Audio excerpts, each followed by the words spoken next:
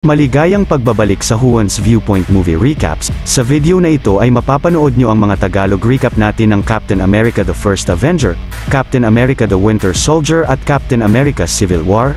Malupit na shoutout muna kina JM Bibar, Zai John Talado, Carlo Abad Gaming, Craftman Gaming, Manuel Agustin Gaming, Rex Ghost MLTV, Vincent Katakutan, kay Pixel Ju, James Paleganes ng San Carlos Pangasinan at kay John Phoenix Miranda. Ngayon wag na natin patagalin pa at simulan na natin ang ating mga Tagalog recap.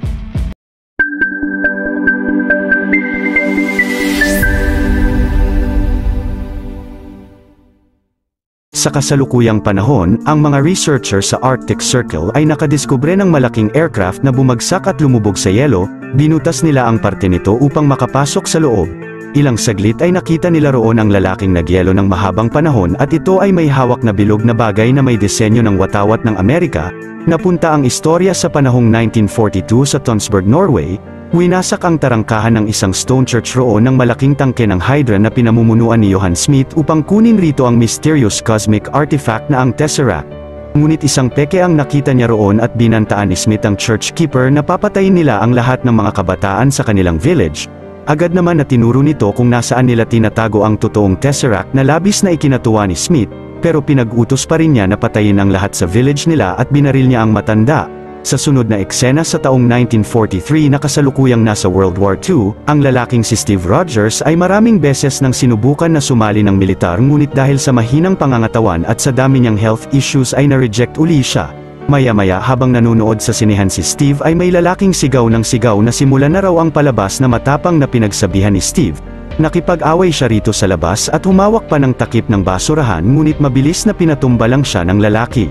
Sinabi naman ni Steve na kaya niya raw gawin yun buong araw hanggang sa dumating na ang best friend niyang si Sergeant Bucky Barnes at agad na pinagtanggol si Steve sa lalaki at pinaalis ito. Sinabi naman ni Bucky kay Steve na na-assign siya sa 107th Infantry at aalis na siya bukas papuntang England pero nais muna raw niyang magsaya sila at pumunta sa Stark Expo. Kinagabihan kasama ang dalawang babae na date ni na Bucky ay nanood sila sa expo ng presentation ng bilyonaryong playboy na inventor na si Howard Stark ng imbensyon nitong lumulutang na kotse ngunit hindi pa ito successful.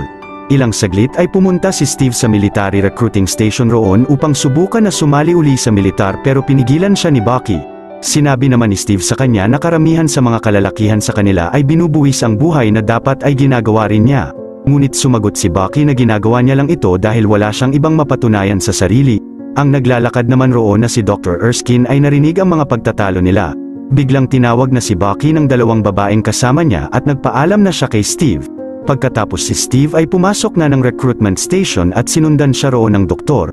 Pagpasok niya sa klinik upang magpasagawa ng physical exam si Dr. Erskine ay pinuntahan siya rito. Nagpakilala siya kay Steve at sinabing mula siya sa Strategic Scientific Reserve o SSR. Nakita ni Erskine roon sa mga files ni Steve na nais talaga niya na sumali sa militar dahil sa dami ng pinuntahan niyang recruitment station at bumagsak siya sa mga ito.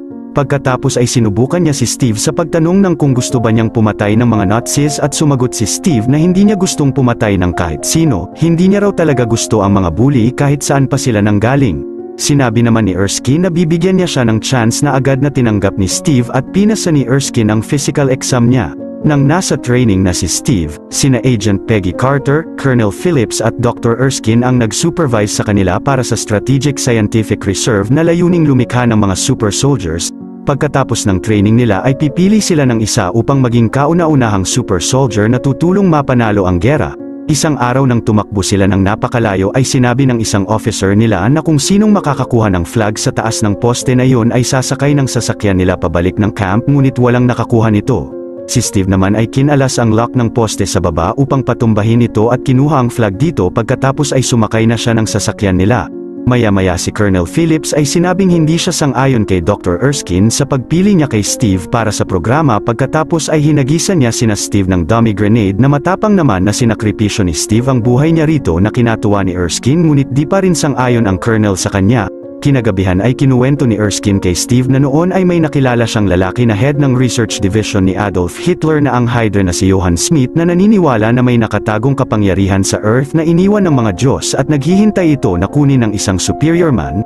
Dahil sa pagnanais niyang maging superior man ay in-inject niya sa kanya ang serum ni Erskine kahit hindi pa ito handa. Ang serum ay pinapalala ang anumang nasa tao kaya't ang mabuti ay gumagaling at ang masama ay mas lalong sumasama. Ito raw ang dahilan kaya napili ni Erskine si Steve dahil ang mga mahihinang tao ay alam ang kahalagahan ng pagiging malakas at alam niyang mabuting tao si Steve. Samantala sa base ng Hydra sa Europe, ang Tesseract ay sinubukan na ni Smith sa ginawang machine ng scientist niya na si Dr. Arnim Zola at ilang saglit ay nakita nilang successful na nakontrol ng machine ang kapangyarihan ng Tesseract at plano na ni Dr. Zola gamitin ito sa mga dinisenyo niyang mga armas para sa gera. Maya-maya ay nalaman ni Smith na nagtagumpay si Dr. Erskine na makagawa ng Super Soldier Serum at nagpadala na siya ng papatay rito.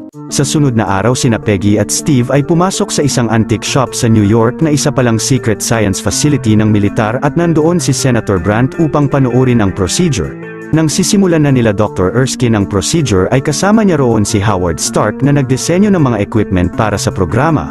Ilang saglit habang nakahiga si Steve sa isang espesyal na chamber ay ininject na sa kanya rito ang mga Super Soldier Serum pagkatapos ay sinarado na ang chamber upang isagawa naman sa kanya ang Vita-Ray saturation. Nang umabot na sa 70% ang Vita-Ray kay Steve ay napasigaw siya rito sa sobrang sakit at pinagutos na ni Erskine na ihinto ang procedure ngunit sinabi ni Steve na kaya niya raw ito ituloy. Nang nag 100% na ang Vita-Ray ay biglang pumutok ang mga power supply ng facility at nag-power down na rin ang chamber.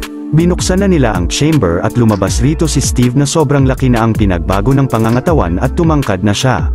Namangha at natuwa ang lahat sa successful procedure ng programa at kinongratulate ni Senator Brandt sina Dr. Erskine, subalit nandoon rin ang assassin ni Smith na si Heinz Kruger na nag-iwan ng maliit na bagay sa kanyang upuan at agad na pinasabog ang parte ng facility. Mabilis na kinuha niya ang huling vial ng serum pagkatapos ay binaril si Dr. Erskine na kinamatay nito. Pinagbabaril ng lalaking ito ang mga bantay ng facility sa daan at lumabas roon. Sumakay siya ng kotse pero magaling na nabaril ni Peggy ang driver ni Kruger at agad na lumipat siya sa kalapit na taxi. Si Steve naman ay hinabol ang lalaking ito gamit ang kanyang bagong lakas at stamina. Nagawa niya na makapunta sa taas ng kotse ni Kruger ngunit biglang naaksidente silang dalawa rito. Ilang saglit ay pinagbabaril ni Kruger si Steve at mabilis na tumakbo papunta sa submarine niya. Pero si Steve ay hinabol pa rin siya rito at agad na sinuntok ang salamin ng submarine pagkatapos ay hinagis si Kruger. Inatake siya rito ng lalaki pero nasipa niya siya at nabasag ang tube ng serum. Tinanong naman ni Steve kung sino siya at sinabi nitong pinadala siya ng Hydra pagkatapos ay nilaso niya ang sarili ng cyanide pill upang wala nang makuhang impormasyon sa kanya. Sa kasalukuyang iyon, may 3 Nazis na pinadala sa base ni Smith upang tingnan ang resulta ng mga operasyon niya. Maya-maya nang nalaman ng mga ito na isa sa mga target ni Smith ay ang Berlin, Germany ay pinagpapatay niya ang 3 ito isa-isa gamit ang kanilang armas na may kapangyarihan ng Tesseract. Pagkatapos ay dineklara niya ang paghihiwalay nila kay Adolf Hitler dahil hindi na raw dapat nagtatago ang Hydra sa anino ni Hitler. Sa sunod na araw si Steve ay kinuhaan ng sample sa pagtatangkang makagawa muli ang SSR ng serum ni Dr. Erskine. Dahil naman patay na si Erskine at wala ng Super Soldier Serum ayon kay Colonel Phillips ay inassign na sila ng presidente na tumulong sa gera at makipaglaban sa Hydra. Nais sumama ni Steve sa kanila ngunit ang Colonel ay sinabihan siya na pagpatuloy niya lang tulungan ang mga scientist na makapag-reproduce ng serum ni Erskine, pero si Senator Brandt ay sinabihan siya na nakita ng buong Amerika ang ginawa niya at dahil rito ay mas dumami ang sumali ng militar. Pagkatapos ay inoferen niya si Steve ng trabaho na makakatulong sa pakikipaglaban ng mga militar sa gera na tinanggap agad niya. Ito pala ay pag-perform sa mga stage bilang si Captain America upang gamitin ang imahe niyang malakas at perpektong sundalo bilang simbolo para sa publiko upang mag-promote ng mga donasyon para sa gera. Sa pagpapatuloy ng paglilibot ni Steve sa bansa bilang si Captain America ay naging sobrang sikat na siya, hanggang sa nagkaroon siya ng sariling mga pelikula at mga comic books. Isang araw pagkatapos ng stage show ni Steve ay pinuntahan siya roon ni Peggy at nalaman ni Steve sa kanya na ang military unit ng kaibigan niya na si Bucky ay sumabak sa gera laban sa Hydra ngunit iilan lang ang nakabalik at maaring patay na ang iba o nabihag. Agad na pinuntahan ni Steve si Colonel Phillips ngunit sinabi nito na wala sa listahan ng mga nakabalik ang pangalan ni Bucky at wala silang planong iligtas ang mga nabihag ng Hydra dahil malaki ang posibilidad na mamatay lang ang mga tauhan niya sa kalaban dahil sa sobrang lakas ng puwersa nito. Pero si Steve kahit pa hindi sigurado kung buhay pa si Bucky ay plano niyang iligtas ito mag-isa sa base ng Hydra. Tinulungan naman siya ni Peggy na makasakay sa private plane ni Howard Stark papunta sa base ng kalaban at binigyan pa siya ng transponder upang makontak niya sila sa pagbalik niya. Nang inaatake na ng mga kalaban ang private plane ni Stark ay bumaba na si Steve rito gamit ang isang parachute pagkatapos ay agad na umalis sina Peggy roon. Ilang saglit si Steve ay nagawang makasakay ng isa sa mga truck ng Hydra at pinatumba ang mga sundalo ng kalaban rito. Pagpasok niya sa loob ng base ay nakita niyang isang malaking factory ito ng mga armas ng Hydra. Maya-maya ay napatumba niya ang isang bantay na may hawak ng susi ng mga nabihag nila at agad na tinulungan niya na pakawalan ang lahat ng mga bihag ng Hydra roon, ngunit napansin ni Steve na wala rito si Bucky. Sinabihan naman ni Steve ang lahat na lumabas roon at lumaban sa mga sundalo ng Hydra. Paglabas ng mga ito roon ay nagsimula sila ng riot sa buong base at matapang na kinalaban nila ang mga sundalo ng Hydra na makita nila sa daan. Ang iba ay ginamit ang mga armas ng Hydra na may kapangyarihan ng Tesseract at ang iba naman ay ginamit ang mga tangke ng Hydra upang labanan ang karamihan sa mga sundalo ni Smith. Samantala si Steve ay kumalaban rin ng maraming mga sundalo ng Hydra sa loob ng factory na nakita naman ni Smith mula sa mga monitor nila, at dahil rito ay sinimulan na niya ang countdown upang pasabugin ang buong factory kasama sina Steve at dinala niya paalis roon ng Tesseract. Maya-maya si Steve ay nakita sa isang operating room si Bucky na tinorture ng Hydra at agad na napansin nito ang malaking pinagbago ng pangangatawan niya. Umalis na sila roon ngunit nagsimula ng sumabog ang ilang parte ng base ng Hydra. Ilang saglit ay nakaharap roon ni Steve sina Smith na agad na sinuntok niya, pero mabilis na sinuntok rin siya ni Smith ng 2 beses at si Steve ay sinipa siya ng malakas. Sinabi naman ni Smith sa kanya na pareho silang niloko at gumamit ng serum ni Erskine habang pinapakita niya ang kanyang tunay na itsura na naging pulang bungo, at dahil rito ay tinawag siyang si Red Skull. Pagkatapos ay umalis na sila roon at sumakay si Red Skull ng kanyang private plane na may kakaibang disenyo at si Dr. Zola ay sumakay ng kotse ni Smith. Habang si Bucky naman upang makaalis roon ay tumalon sa kabilang side ng gusali, ngunit nawasak na ang daanan kaya't si Steve ay tumalon ng malakas ngunit biglang nilamon siya ng malaking apoy habang nasa ere. Kinabukasan ay pinapakita na nagawang makatakas nina Steve at Bucky kasama ang 400 na mga sundalo na tinulungan ni Steve na makatakas sa base ng Hydra at nagmarcha sila pabalik ng kanilang base. Sinabihan ni Steve si Peggy na nasira ang transponder niya kaya't hindi niya sila makontak, pagkatapos ay nagsaya ang lahat para kay Steve sa pagligtas niya sa kanila. Dahil rito pagkalipas ng ilang araw ay nakuha ni Steve ang respeto ng mga officer niya at nabigyan ng mataas na ranggo at ng chance na makipaglaban sa gera, lalo na sa Hydra bilang si Captain America. Sa sunod na araw ay pinakita sa kanya ni Stark ang ginawa niyang matibay na combat suit para sa kanya at sa mga kasamahan niya na yari sa carbon polymer, pati ang kanyang hugis bilog na shield na gawa sa pinakamatibay na metal sa mundo na ang vibranium. Sa sunod na eksena suot ang kanyang bagong suit at gamit ang bagong vibranium shield niya kasama ang binuo niyang grupo na ang Howling Commandos na binubuo ni na Bucky Barnes, Dum-Dum Dugan, Gabe Jones, Jim Morita, James Falsworth at Jax Dernier ay buong tapang at lakas na umatake ng karamihan sa mga Hydra operations upang sumabotahe sa mga operasyon nila at pasabugin ang kanilang mga facility. Ito ang mga ginawa ni na Captain America at ng grupo niya sa loob ng 2 taon na labis na kinagalit ni Red Skull. Isang araw ay inatake ni na Steve at ng Howling Commando ang isang tren ng Hydra kung nasaan si Dr. Zola. Nakalaban rito ni Steve ang isang sundalo ng Hydra na may mga malalaking armas na hindi nagtagal ay nagawa niyang patumbahin, pagkatapos ay tinulungan niya ang kaibigan na si Bucky na patumbahin ang isa pang tauhan ng kalaban. Subalit biglang inatake sila ng isa pang sundalo at napatalsik nito si Bucky palabas ng tren, pero nakakapit siya. Mabilis na pinatumba ni Steve ang sundalo na ito at nang aabutin na niya si Bucky ay biglang nahulog na siya sa bangin sa tiyak na kamatayan niya. Samantala ang isang kasamahan naman nila ay nahuli na si Dr. Zola roon at dinala siya sa base nila, pagkatapos ay ininterrogate siya rito ni Colonel Phillips. Samantala si Steve ay labis na nalungkot sa pagkamatay ng best friend niya na si Bucky, at dahil rito ay mas lalong nagudyok ito kay Steve na patayin o hulihin ang lahat sa Hydra. Base sa mga nakuhang impormasyon naman ni Colonel Phillips kay Zola ay planong pasabugan ni Smith ang lahat ng bansa ng kanilang makabagong armas, lalo na ang Amerika, at nalaman rin nila ang lokasyon ng huling base ng Hydra. Sa kasalukuyang iyon si Red Skull habang nakatayo sa kanyang malaking aircraft bomber na ang Valkyrie ay pinaghanda na niya ang napakaraming sundalo niya roon sa planong malaking pagsabog sa mga bansa gamit ang kanyang aircraft. Kinabukasan ay nag-drive si Steve ng motor niya papunta sa harap ng huling base ng Hydra at gamit ang kanyang advance na motor ay napatumba niya ang ibang sundalo ng kalaban sa daan at ang iba naman ay nasunog niya. Ilang saglit ay pinasabog ni Steve ang tangke sa harap ng base ng Hydra, pagkatapos ay pinasabog niya roon ang kanyang motor sa tarangkahan ng base at patuloy na mag-isang kinalaban ang karamihan sa mga sundalo ni Red Skull sa lugar, subalit hindi nagtagal ay na-corner na siya rito ng napakaraming sundalo ng kalaban. Dinala si Steve sa harap ni Red Skull at nang babarili na siya nito ay dumating na roon ang mga miyembro ng Howling Commandos at inatake ang buong facility kung nasaan si Red Skull pero agad na nakaalis ito roon. Sina Colonel Phillips naman, Agent Peggy Carter at ang lahat ng sundalo ng division nila ay sinimula ng sumugod papasok ng base ng kalaban. Samantala si Red Skull ay sumakay ng kanyang aircraft na ang Valkyrie na may power supply mula sa Tesseract pero agad na inatake naman ni Steve ang mga sundalo niya sa daan at hinabol ang aircraft ni Red Skull. Ilang saglit sina Colonel Phillips na nakasakay sa kotse ni Red Skull ay pinasakay si Steve rito at mabilis na nahabol nila ang aircraft. Bago pumasok roon si Steve ay humalik si Peggy sa kanya, nagawa niyang makakapit sa gulong ng Valkyrie at nakita niya sa loob nito ang mga maliliit na aircraft na may mga label ng mga lugar sa Amerika. Pagkatapos ay kinalaban ni Steve ang mga sundalo ni Red Skull roon at ang isa ay napigilan niyang sumakay ng kanilang aircraft. Subalit ang isang sundalo ay nagawang makasakay ng isa pang aircraft at pinigilan ito ni Steve pero inatake siya ng isa pang sundalo hanggang napunta na sila sa ere. Hindi nagtagal ay nahulog ang isang sundalo sa LSE ng sasakyan at pinatalsik naman ni Steve ang sundalo na nasa loob ng aircraft at sumakay siya rito upang bumalik sa malaking aircraft ni Red Skull ngunit habang nasa ere ay pinagbabaril siya nito ng ilang beses pero ilang saglit ay nagawa niyang mag-crash pabalik sa Valkyrie.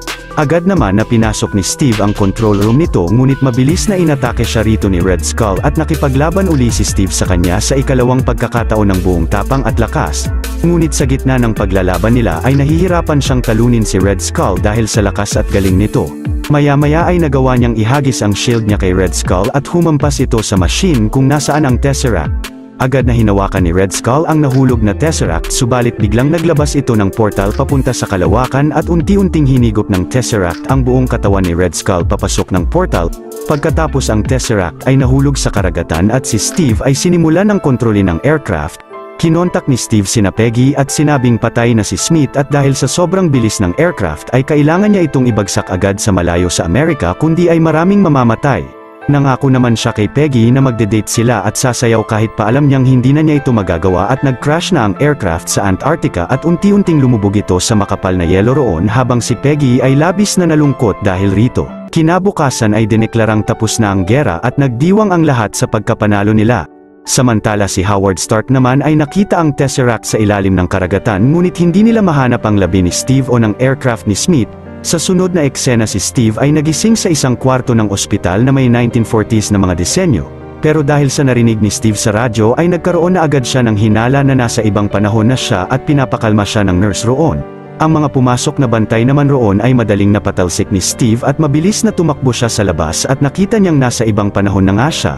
Ilang saglit ay nilapitan siya ni Nick Fury at sinabi sa kanyang halos 70 years siyang nakatulog. Nasabi naman ni Steve na bigla niyang naalala na may date siya. Dito na nagwawakas ang Tagalog recap natin ng pelikulang ito at susunod naman ang Captain America: The Winter Soldier.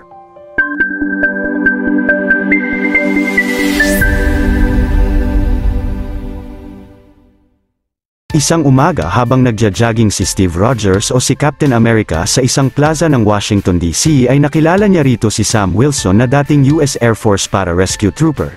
Nagkausap silang dalawa saglit patungkol sa pag-adjust ni Steve sa modernong panahon at patungkol sa mga karanasan nila sa Army hanggang sa dumating roon si Black Widow o si Natasha Romanoff upang pick up in si Steve.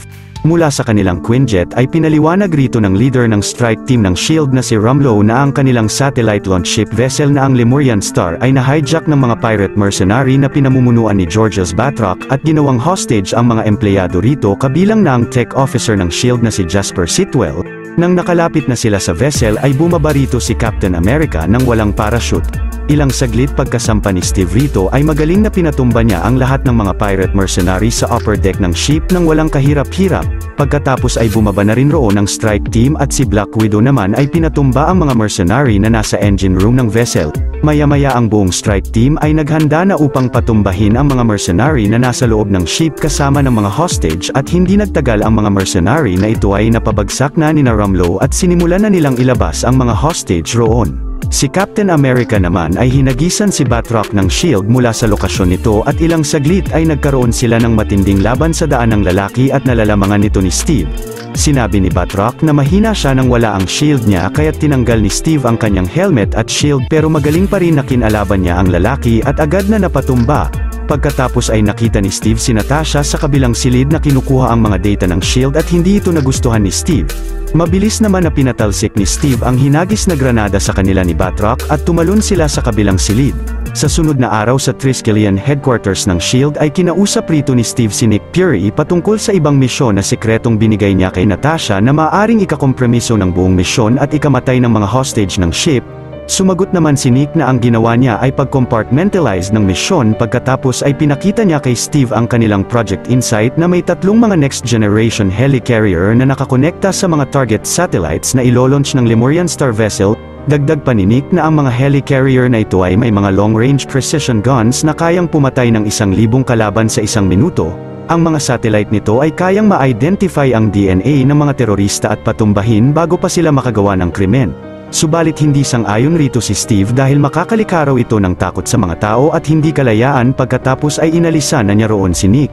Sa sunod na eksena ay pumunta si Steve sa isang Captain America exhibit ng Smithsonian Institution at nakita niya rito ang memorya ng yumaong dati niyang best friend na si Bucky Barnes.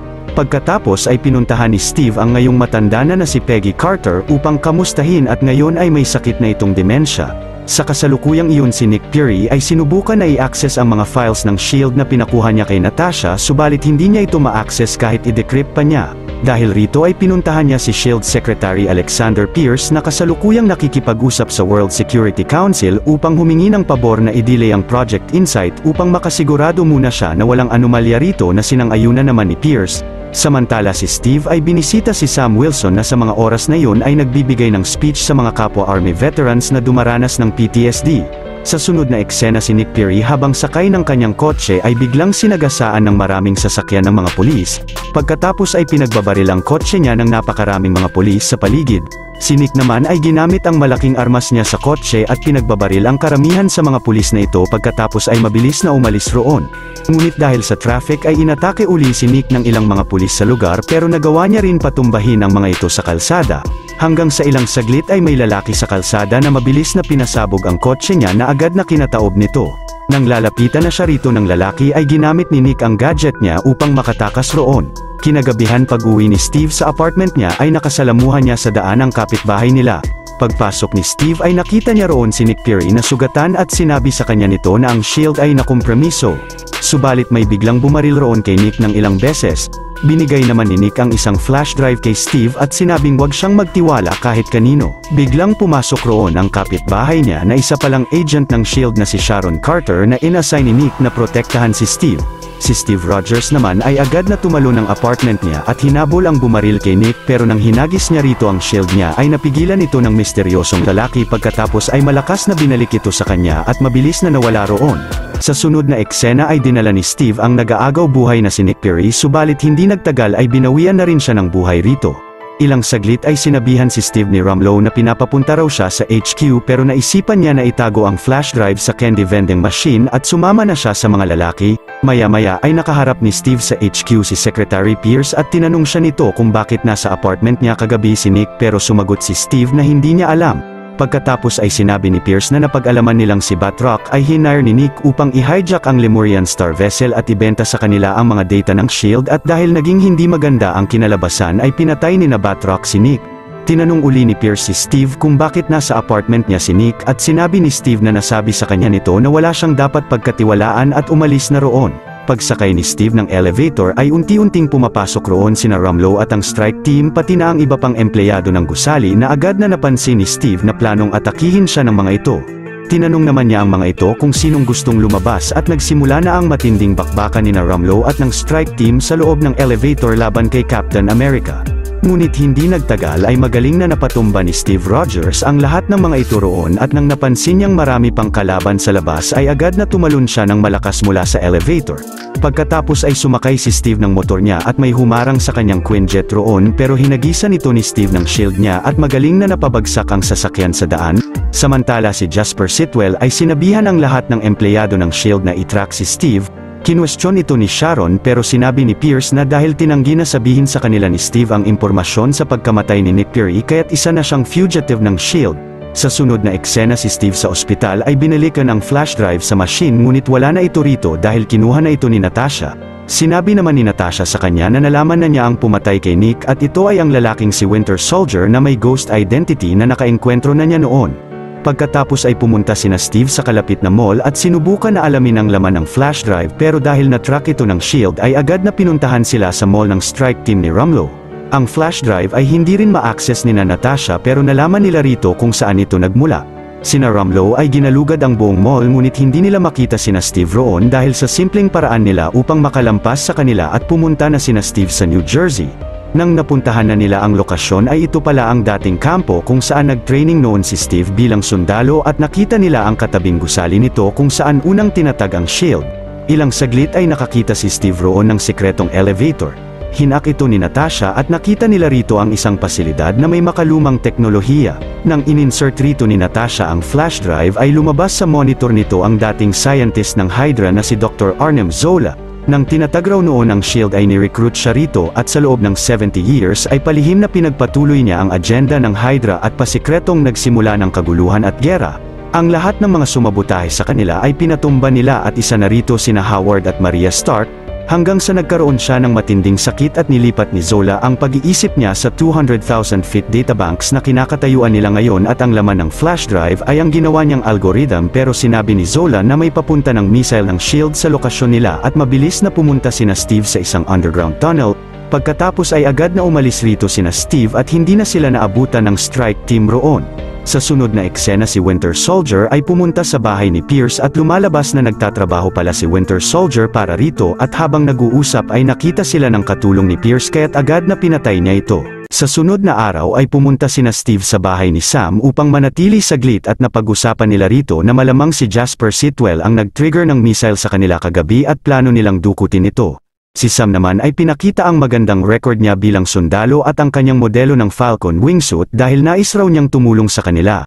Maya-maya si Jasper nakakatapos lang ng meeting kay Senator Stern na isa rin palang Hydra associate ay tinawagan ni Sam at sinabing sumama siya sa kanya kundi ay papatumba nila siya sa kanilang sniper. Pagkatapos dinala nila siya sa rooftop ng isang gusali upang alamin ang mga plano nila at sinipa siya roon ni Natasha upang takutin.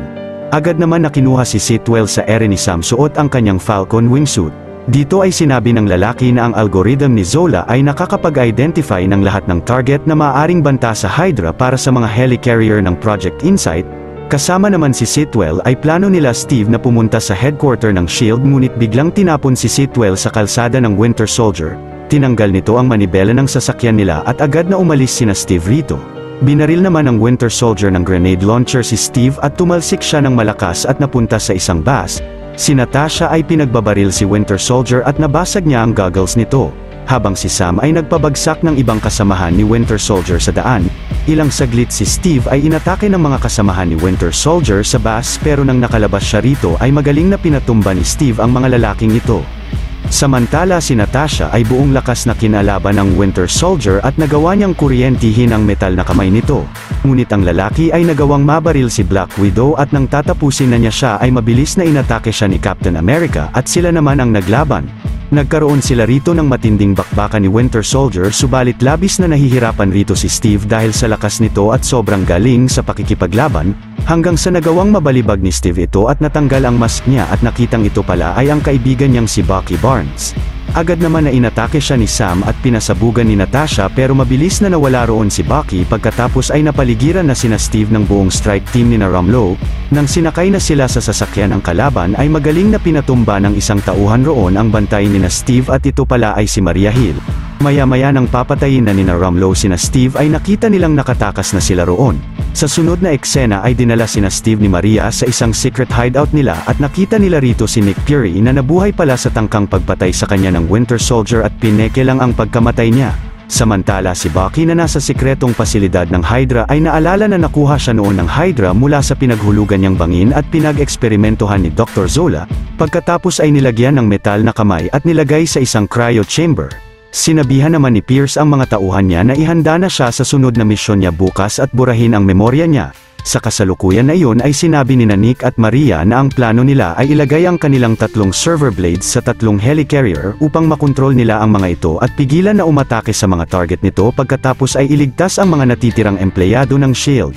pero sinabi ni Steve na wala silang ililigtas at pababagsakin nila ang buong headquarter ng SHIELD upang maiwasan na magkaroon muli ng mga tauhan ang Hydra sa loob ng SHIELD na napilitang sang-ayunan naman ni Nick. Sa sunod na araw ay kinuha ni Steve ang dati niyang suit sa exhibit at sinimulan ng pumunta sa SHIELD HQ. Sa sunod na eksena ay dumating sa headquarter ang mga miyembro ng World Security Council at binigyan sila ni Pierce ng mga device upang magkaroon raw sila ng access sa mga pasilidad roon.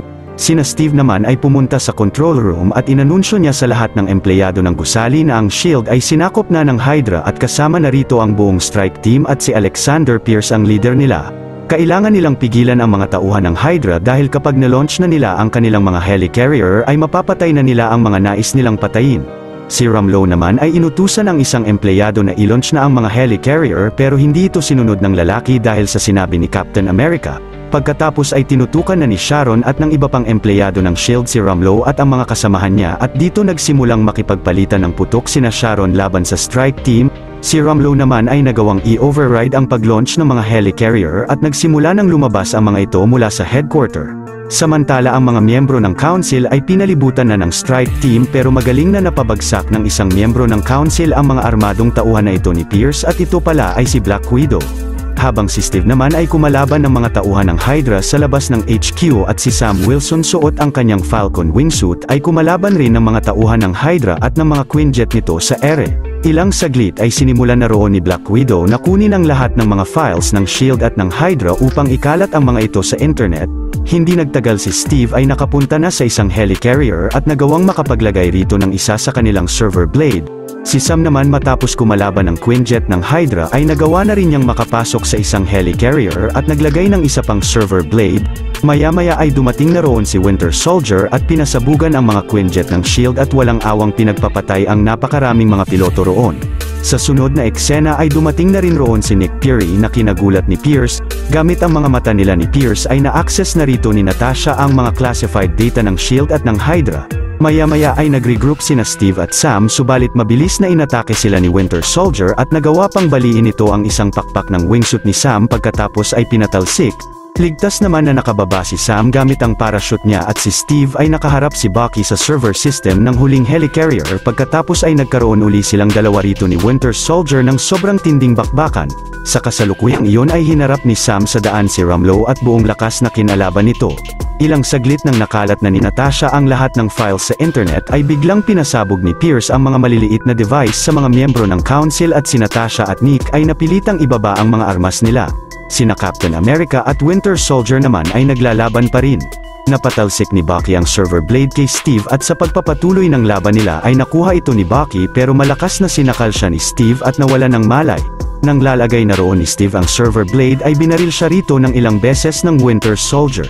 Subalit biglang nag-online na ang satellite ng Project Insight at ang algorithm ni Zola ay nagsimula ng mag-scan ng mga target sa buong mundo.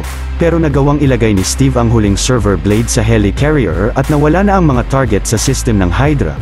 Kahit nandoon pa si Steve sa helicarrier ay sinabihan niya si Maria Hill na kontrolin na ang mga helicarrier at pasabugin ang mga ito.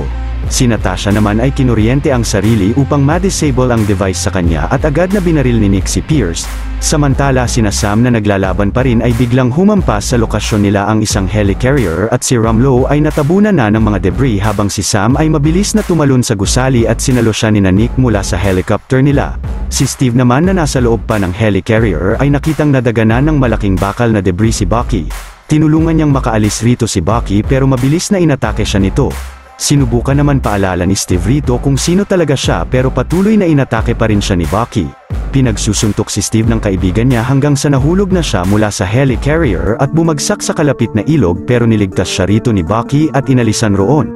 Nang natapos na ang trahedya ay nakuha si Ramlo sa insidente na nagtamo ng malaking pinsala sa katawan at si Senator Stern ay hinuli na ng FBI. Lumipas ang ilang araw si Sharon Carter ay isa ng CIA agent. Si Natasha naman ay humarap sa Department of Defense dahil sa mga impormasyon ng SHIELD at Hydra na kinalat niya sa internet.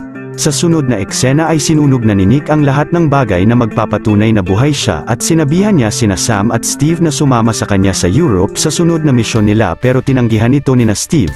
Binigay naman ni Natasha kay Steve ang mga confidential files ni Bucky at plano niyang hanapin ito kasama si Sam. Sa mid-credit scene, Ang scepter ay nasa isa pang leader ng Hydra na si Baron Wolfgang von Strucker at gamit ang kapangyarihan nito ay pinag-eksperimentohan niya ang twins na sina Pietro at Wanda Maximoff. Sa post-credits scene naman, si Bucky ay nakapunta sa Captain America exhibit at nalaman niya rito na ang mga sinabi sa kanya ni Steve ay totoo. Dito na nagwawakas ang Tagalog recap natin ng pelikulang ito at susunod naman ang Captain America Civil War.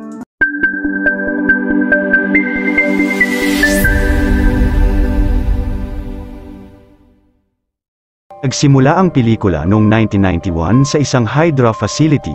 Kinuha ng sundalo ng Hydra ang pulang libro. Nandun si Winter Soldier o si Bucky at binabasa sa kanya ng sundalo mula sa libro ang mga kataga para sumunod si Bucky at simulan ang misyon niya. Nang nasa misyon na si Bucky, may hinabol siyang kotse. Binasag niya ang salamin nito at bumangga ang kotse sa poste. Binuksan niya ang trunk at kinuha niya ang mga item na nandoon at dinala sa facility. Nasa kasalukuyang panahon na ang pelikula sa Lagos, Nigeria. Sila Captain America at iba pang Avengers ay naghihintay na magpakita sa lugar si Ramlo o mas kilalang si Crossbones. Pina-check ni Captain America ang garbage truck kay Sam at nalaman nila na may dalang baril ang driver nito. Ilang saglit ay bumaba ang driver at pinasalpok ang truck sa entrance ng isang gusali doon at pumasok ang mga truck na ang sakay ay ang grupo ni Crossbones. Hinagisa nila ng smoke bomb ang loob ng gusali at pumasok. Nagsimula naman kalabanin ni Captain America at ng mga kasamahang Avengers ang mga kasamahan ni Crossbones. Samantala si Crossbones naman ay nakuha na ang biological weapon. Paglabas niya sa gusali, pinasabugan niya si Captain America at umalis. Bumaba rin sila sa isang public market at naghiwa-hiwalay ng mga daan ang mga kasamahan ni Crossbones. Nahabol ni Sam at nilabanan ang iba pero hindi nito dala ang biological weapon. Kinalaban naman ni Natasha ang iba pang kasamahan ni Crossbones, hanggang sa napatumba ng gadget ni Sam ang may hawak ng biological weapon. Binaril ni Natasha ang isa at nasalo niya ang biological weapon. Samantala si Captain America ay kinalaban naman si Crossbones, hanggang sa natalo niya ito at tinanong kung sino ang buyer niya ng biological weapon. Sumagot si Crossbones na si Winter Soldier daw ang buyer niya at pinasabog ang sarili pero napigilan ito ni Wanda at hinagis siya sa kalapit na gusali, na nakagawa naman ng malaking pinsala. Sumunod na eksena, pinakita ni Tony Stark ang huling memorya niya kasama ang mga magulang niya bago sila mamatay gamit ang hologram sa isang conference. Nag-announce din siya dito sa lahat ng tao na nasa conference na babayaran niya lahat ng gastusin nila sa school, na kinatuwa ng lahat. Umalis na sa conference si Tony at may nakasalubong siyang babae sa elevator. Sinabi sa kanya nito na may anak raw siyang binatilyo na namatay sa Sokovia. Binigay niya ang picture kay Tony at sinabing sinisisi niya siya dahil nahayaan niyang mamatay ang anak niya doon. Sa sunod na eksena, tinipon ng State Secretary na si Ross ang karamihan sa mga Avengers. Pinakita niya ang mga nagawang pinsala nila sa mga nagdaang taon sa iba't ibang lugar. Pagkatapos, pinakita rin niya ang libro ng Sokovia Accords. Ang Sokovia Accords raw ay pinabura ng 117 countries, at nakasaad dito na hindi na magiging private organization ang Avengers, at magiging under na ng pamamahala ng US government. Dagdag pa ni Ross, 3 days from now, papagtibayin raw sa Vienna, Austria ang Sokovia Accords. Pag-alis ni Ross, pinag-usapan nilang lahat ang tungkol dito pero si Captain America at ang iba pa ay tutol dito habang sila Iron Man naman ay sang-ayon at planong pumirma sa Sokovia Accords. Ilang saglit, may nag-text kay Steve Rogers na may namatay raw mula sa pagkakatulog. Agad naman siyang nagpaalam at umalis kina Tony. Samantala sa Cleveland naman, ang lalaking si Helmut Zemo ay natunto ng dating sundalo ng Hydra noong 1991, at ginapos ng patiwarik na nakalublob ang ulo sa tubig. Nakuha niya rito ang pulang libro at iba pang dokumento at hinayaan niyang malunod ang lalaki. Sa London naman, kasama si Steve Rogers sa pagbuhat ng kabaong na ang patay pala ay si Peggy Carter na dati niyang girlfriend. Maya-maya nagbigay ng speech sa simbahan ang pamangkin na si Sharon Carter at kakaiba naman ang tingin ni Steve sa kanya. Sa sunod na eksena sa Vienna, Austria, dumating na ang araw ng pagpapatibay ng Sokovia Accords. Dumalo si Natasha doon at kinausap si T'Challa na anak ng hari ng Wakanda na si T'Chaka. Ilang saglit, pinangunahan ng hari ng Wakanda ang pagpupulong. Habang nagsasalita siya, may napansin ang anak niya na kahina-hinalang van. Tumakbo siya sa ama pero bigla silang pinasabugan. Pagkatapos, nakita niya ang kanyang ama na patay na. Napanood naman nila Steve ang nangyaring trahedya. at sinasabi sa balita na kagagawan raw ito ni Winter Soldier. Sinabihan ni Natasha ang anak ng hari, na hayaan na lang niya ang mga awtoridad na tumugis kay Bucky, pero sumagot siya na papatayin raw niya si Bucky. Si Sharon naman na nagtatrabaho sa CIA, ay nagbigay ng mga impormasyon tungkol sa kaibigan ni Steve na si Bucky. Sinabi pa niya na dahil sa nangyari ay sobrang dami nang nagtuturo sa lokasyon ni Bucky. Maya-maya naman sa Bucharest, pinuntahan ni Captain America ang lokasyon ng kaibigang si Winter Soldier. Pero ilang saglit ay dumating na rin ang mga pulis sa apartment. Nilabanan nila ang mga pulis hanggang makalabas si Bucky ng gusali.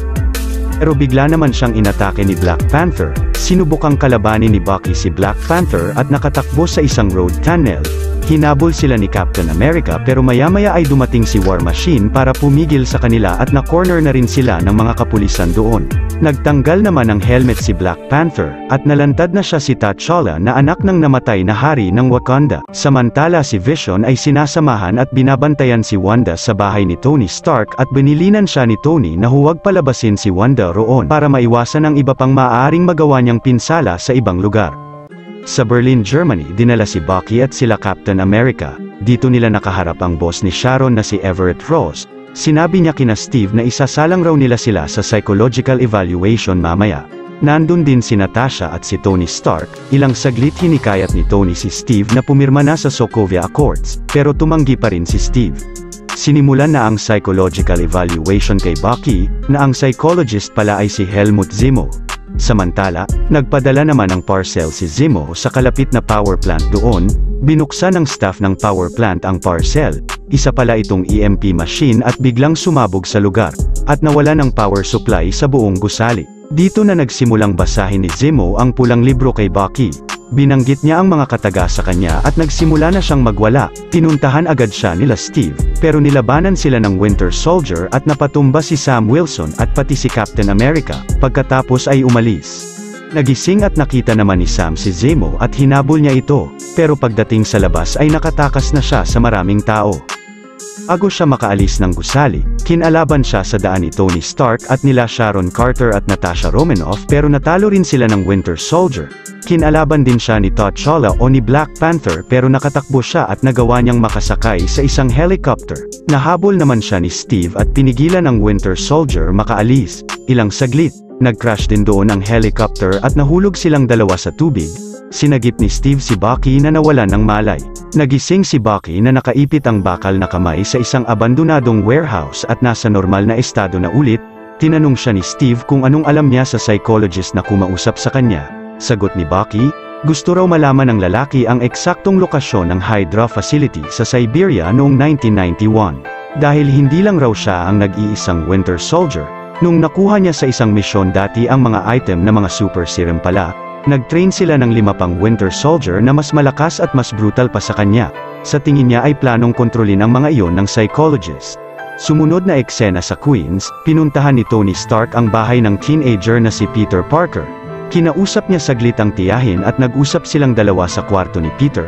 Inaya niya si Peter na sumama sa kanya sa Germany, pero sinabi ni Peter na may mga assignments pa siyang kailangan gawin. Tinakot siya ni Tony na sasabihin niya sa tiyahin ang tungkol sa sikreto niya. Pumayag na rin si Peter sumama sa Berlin, Germany. Samantala, may biglang sumabog na malapit sa bahay ni Tony Stark. Pinuntahan ito saglit ni Vision, at dumating si Clint o si Hawkeye at inaya si Wanda umalis doon at pumunta kila Steve. Bumalik na si Vision at nakuryente sa gawa ni Clint pero napahinto niya ito at kinalaban ni Vision si Hawkeye, pero hindi kayang talunin ni Clint si Vision kaya't si Wanda naman ay kinontrol na lang si Vision para pakawalan si Clint at nilubog si Vision ng malalim sa bahay ni Tony at umalis na sila. Kinabukasan, nakipagkita sina Clint kila Steve, at kasama pa nila si Scott Lang o si Ant-Man para sumama sa grupo nila. Pumunta sila Steve sa airport sa Germany para sundan si Zemo, pero pinigilan siya nila Iron Man kasama pa ang iba pang Avengers. Pinaliwanag ni Steve ang tungkol sa psychologist pero hindi naniwala si Tony at biglang kinuha ang shield ni Steve at sinaputan ni Spider-Man, pero kinalagan siya ni Clint at inatake ni Ant-Man si Spider-Man at binalik ang shield kay Steve. Dito na nagsimulang maglaban ang grupo ni Captain America at ng grupo ni Iron Man. Hanggang sa naisip ni Ant-Man na gawing higante ang sarili at habang kinakalaban niya ang iba pang Avengers na kasamahan ni Tony Stark, tumatakbo na sila Steve sa isang jet. Binagsakan sila ni Vision ng gusali pero napigilan ito ni Wanda. Nandun na pala si Natasha at pinigilan naman si Black Panther na makalapit kila Steve. Sila Steve at Bucky naman ay nakasakay na sa jet at umalis na. Pero hinabol sila nila Iron Man at War Machine. Nakabuntot at pinipigilan sila ni Sam Wilson. Sinabihan ni War Machine si Vision na atakihin si Sam pero nakaiwas si Sam at siya ang natamaan at bumagsak. Dinala nila Tony sa ospital si Colonel Rhodes. Sumunod na eksena, habang nakasakay si Tony sa helicopter. Ang AI niyang si Friday ay binalita sa kanya na ang tunay na psychologist na dapat kakausap kay Bucky ay pinatay ni Helmut Zemo. Nalaman rin ni Tony na dating sundalo sa Sokovia si Zemo. Sabi pa ng AI, may nakita ang mga pulis sa pinangyarihan ng krimen na wig at facial prosthesis na kahawig ni Bucky. Maya-maya, nakarating na si Tony sa isang underwater na kulungan na tinatawag na The Raft. Bumaba siya doon at nakita niya na doon nakakulong ang ibang Avengers na kasamahan ni Captain America. Tinanong ni Tony kay Sam kung saan pupunta sila Steve. Nakumbinsi niya naman si Sam na sabihin kung saang lugar at agad siyang umalis sa kulungan at nang makalabas, sinuot ni Tony Stark ang Iron Man suit niya at pinuntahan niya ang lugar. Gamit ang jet, sinusundan pala siya ni Black Panther. Samantala, nakarating naman si Zemo sa dating Hydra facility sa Siberia at pagkalipas ng ilang oras, ay nakarating na rin sila Steve sa lugar. Pagpasok nila sa loob, dumating na si Tony at nakipag-ayos kay Steve. Nandoon na rin sa loob si Black Panther at nagtatago. Ilang saglit, nakita nila ang 5 pang mga Winter Soldier na mga pinagpapatay na ni Zemo.